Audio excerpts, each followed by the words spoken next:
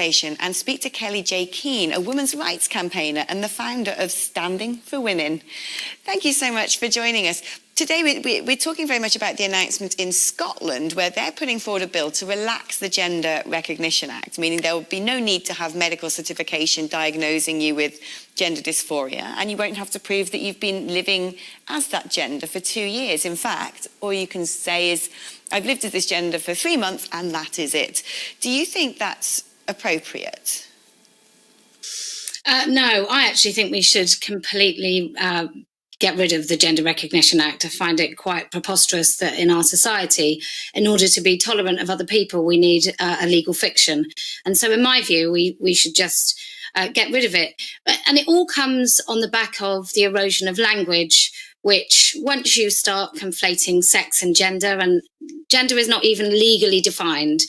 So it's quite weird that we would call something a Gender Recognition Act when actually the thing that you change is your sex marker on official documentation.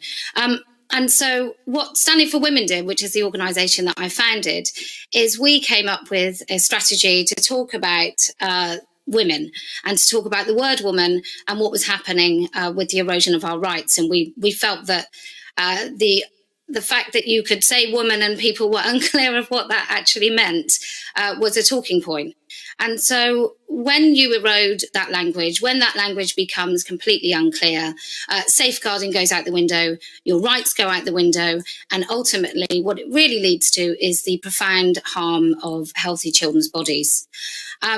And so when we look at how this has happened, it's just tiny little incremental changes that supposedly come along with progressive inclusion, diversity, and giving trans rights, which actually in the United Kingdom in 2021, there is no difference between the rights that I have or the rights that men have, except when they are related specifically to our bodies.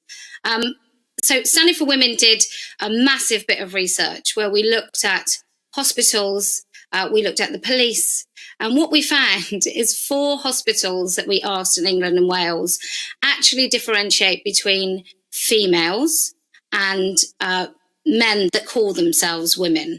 And so what that means is when you go into hospital and you ask for a female member of staff, there's only 4 hospitals in the country that will actually guarantee that you get one. And unfortunately, that's exactly the same for the police. In fact, it's worse. There's not a police force in the country that recognises a difference between somebody that just declares that they're female and someone that is actually female. Now, what that means is when you are arrested and somebody needs to search you, that in England and Wales in 2021, that person can literally be a man and he can intimately search a female suspect. So these rights that are being eroded for, I have no idea what purpose, because it really doesn't suit women. We are just bearing the brunt of all of the erosion of the rights, and that's because of the erosion of language. Why do you think it is that this doesn't seem to cut both ways? When we talk about trans activism, it does constantly seem to be an imposition on women's rights. But of course, women can equally declare their gender to be male and say, I'm a man, I want to use men's facilities, I want to go into men's changing rooms, I want to access men-only services. Why does it constantly seem to be the other way round when we're having this debate, do you think? Well, I mean, there's not 12,000 women serving time in our prisons for sexual offences, unlike the number of men. And so I think if a woman chooses to put herself at risk by going into a predominantly male space, male sport, whatever it is, then she's taking her own risks. Whereas when a man comes into a woman's space, it instantly makes it a far less safe space for women. You mentioned girls going to the toilet and skipping school. That's not because girls have suddenly become fearful of what boys will do. It's because they've had a lifetime already. By the time they're teenagers, they know exactly what the risks are to both their privacy and their dignity. We seem to, there's a case recently, We Spa, where a man got into a a pool with a woman and her daughter, and he was basically indecent exposure, but because he was trans, he too just goes out the window, and it becomes no, not you, when the person involved is trans. And so I think we are acutely aware from a really young age what our bodies mean and what our relationship is in a public space. And I don't think men have that experience. And so I think that's why the risks are entirely different. Kellie-Jay Keen, thank you so much for coming on and raising those issues with us. Thank you. That's Kellie-Jay Keen, also known as Posie Parker, women's rights campaigner and founder of Standing for Women. Well, thank the Lord somebody is. Peter Tatchell also joins me. He's a very well-known human rights and LGBT rights campaigner. Peter, what a privilege to be talking to you on this subject. It is, of course, today so important that we do make sure that trans people or people considering transitioning or wanting to experiment with gender are respected, aren't humiliated, have access to services and do not have their own rights compromised. But do you think there's been a little bit of overreach when you've got feminists saying, well, not just feminists, just everyday women saying, why do we now have to use unisex toilets? Or, people saying it's a bit worrying that children might be being sent on journeys towards changing their gender at too young an age? Well, first, let me say that I am not trans and I do not speak on behalf of the trans community. I have nothing to gain by speaking on this issue. It won't benefit or help me in any way, but I'm coming to this issue as an independent human rights campaigner, mindful of both the human rights of women and trans women included. Now, for me, listening to Kellie-Jay, I felt that the underlying ethos of what she was saying was to demonize trans people in the same way that homophobes used to demonize gay people. She's promoting all kinds of scare scenarios which do not apply to 99.9% of trans women.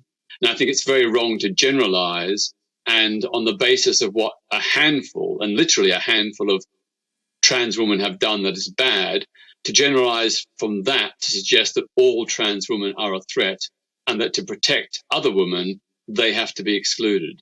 We do not say that because a tiny unrepresentative minority of Muslims are terrorists, that therefore the whole Muslim community should be demonized as terrorists and terrorist sympathizers. We do not treat Muslim people like that. We know that is totally wrong.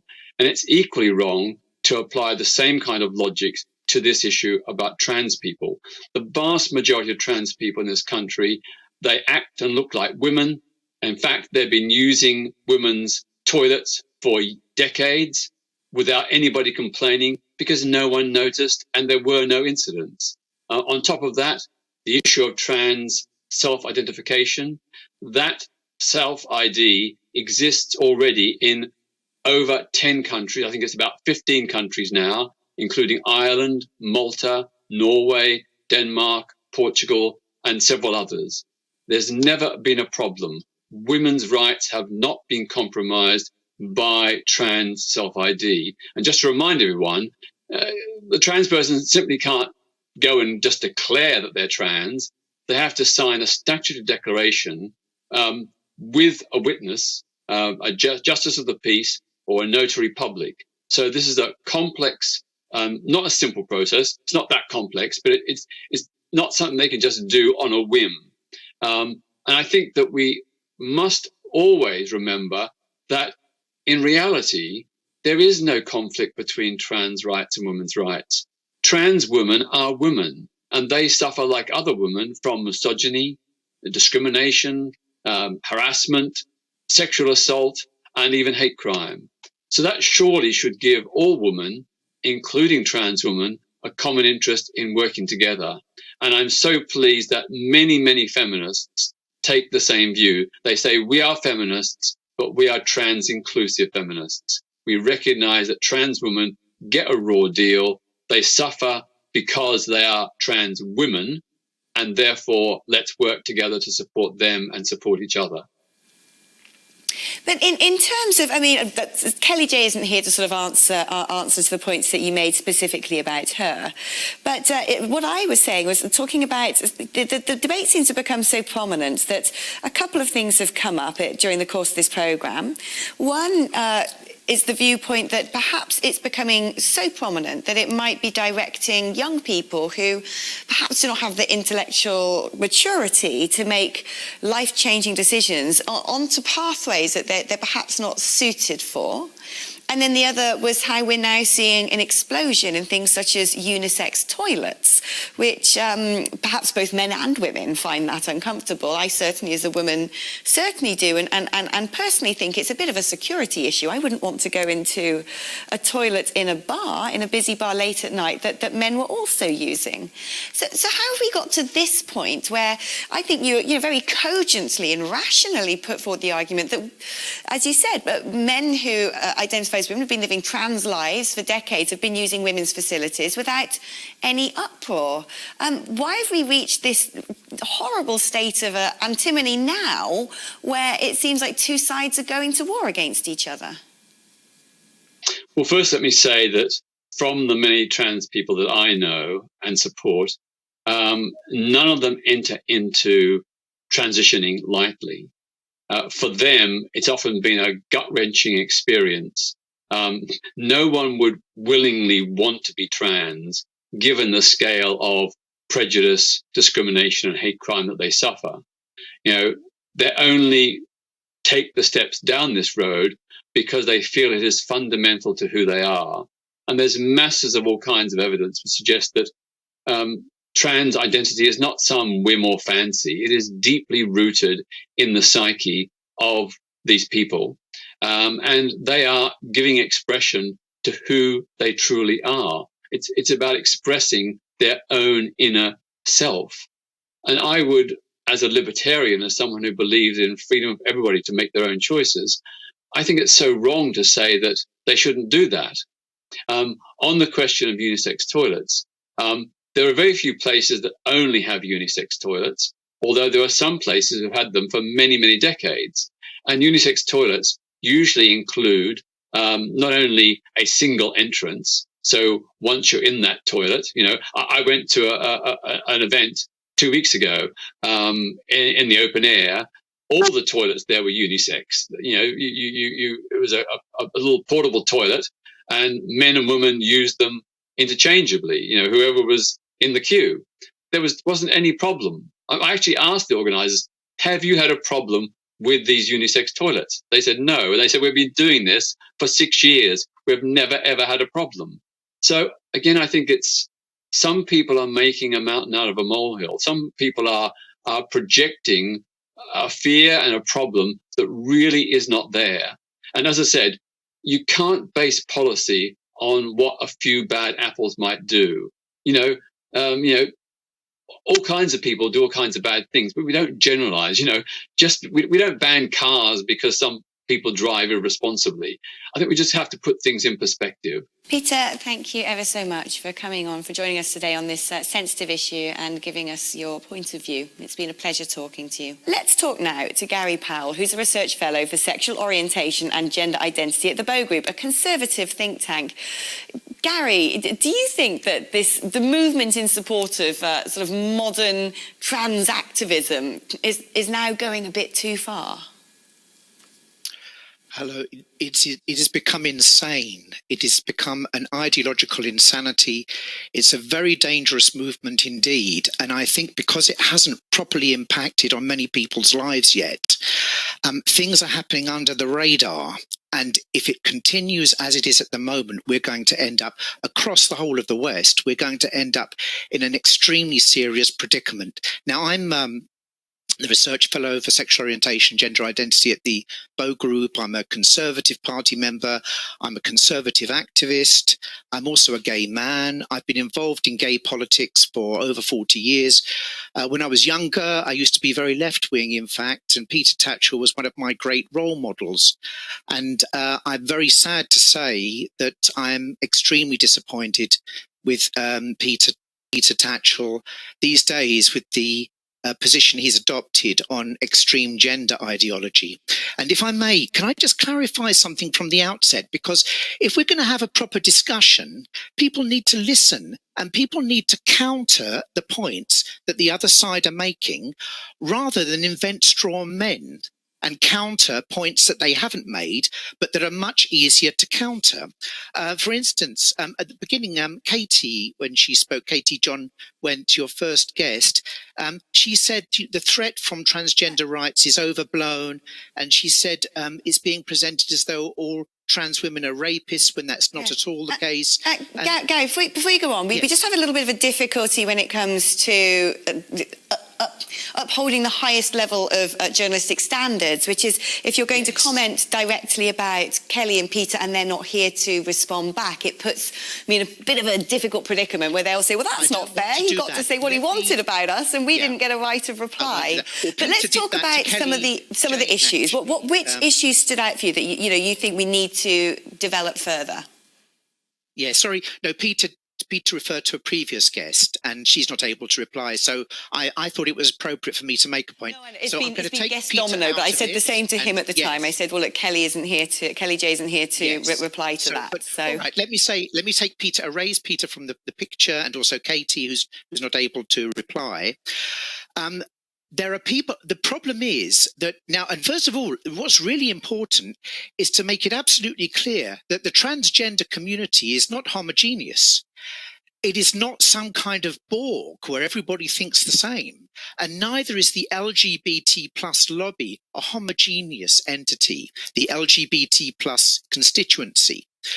People have a lot of different views, but there are certain people who have risen to prominence and who have become spokespeople for certain strands of the movement. And there's a tendency to accept what those people say as though they're representing the whole of the community.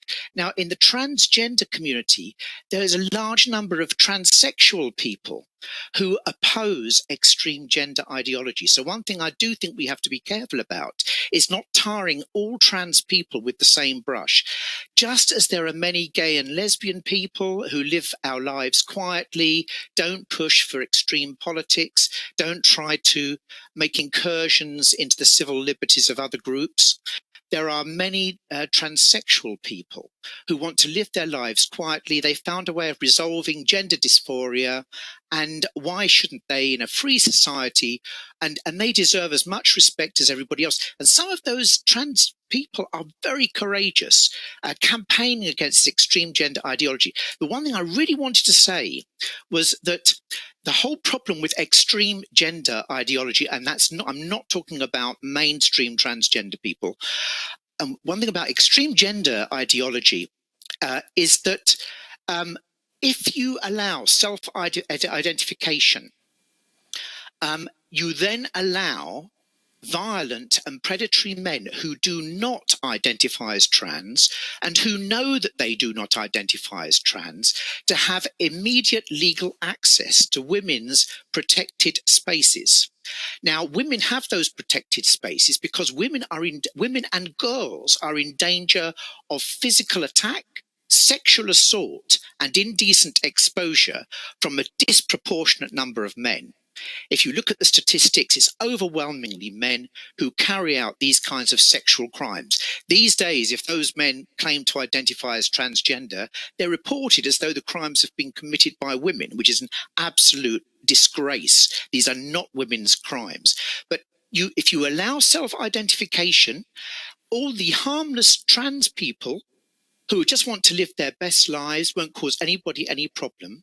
For every one of those, there could be 100 predatory people going into those protected places like prisons, hospital wards, changing rooms. And you hear commentators saying this is all overblown, that this has been going on for years, there's no problems happening.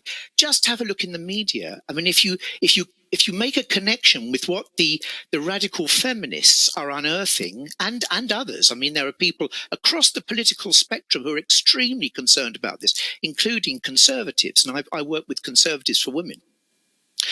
They will give you example after example where self-identification has allowed violent and predatory people into women's spaces. So this is not true. And it's not an attack on trans people, on the quiet trans people who just want to live their best lives. It's an attack on the ideology that is trying to introduce self-identification. It's the self-identification that will allow non-trans, violent, sexually abusive men to enter their domains. And there's a lot of decent transgender people who are campaigning against this because it gives their reputation a bad name, and they want to protect the rights of women. Eric, thank you ever so much for coming on. Again, Stonewall aren't here to give us a right of reply on that. They were invited to join us on this show, and if they want to respond to any of the issues we've raised today, we would love to hear from them. But Gary Powell, thank you so much for sharing your views. That's Gary Powell, Research Fellow for Sexual Orientation and Gender Identity for the Bow Group. We've heard from some